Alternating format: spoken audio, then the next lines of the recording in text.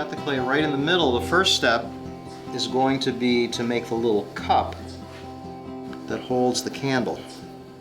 So I go right to the middle, and I'm going to draw that shape up out of the solid shape of clay.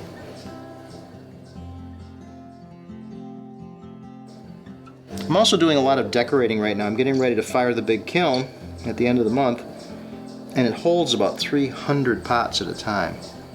Wow. So it's taken me several months to shape 300 pieces, and before they go in I draw the designs on with a special material called cobalt. Cobalt starts out gray, but the extreme heat of the kiln turns it to blue.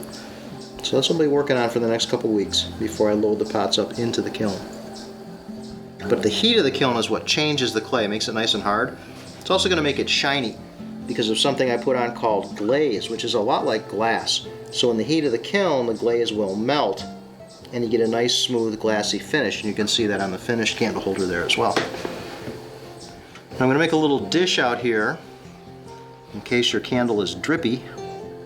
You want to catch the drips. And the little handle, like on the finished one, is a separate piece of clay, and I will attach that tomorrow after it dries a little bit overnight. It's quite soft at this stage, so you usually have to wait a half a day or so before you can attach the handle so you don't ruin the shape of the form. That's fascinating how quick you did that.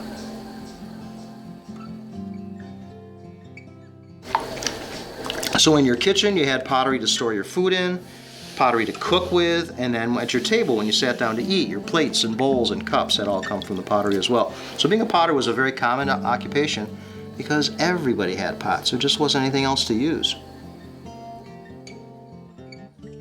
And the clay material, locally sourced, obviously. Well, this gray clay actually was mined in New Jersey, and with the opening of the Erie Canal in the 1820s, that gave them access to this raw material.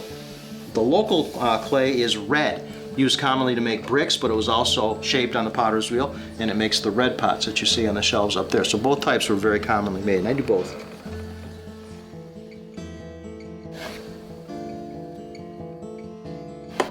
And the last step for right now is to put a string underneath it, and that cuts it free. So then tomorrow when it's dry enough I'll be able to pick it up off the board without ruining its shape. But for now I'm just going to take the whole board off the potter's wheel and let it sit over here on the table out of the way. And then for the next one I'll put another board on and just continue on.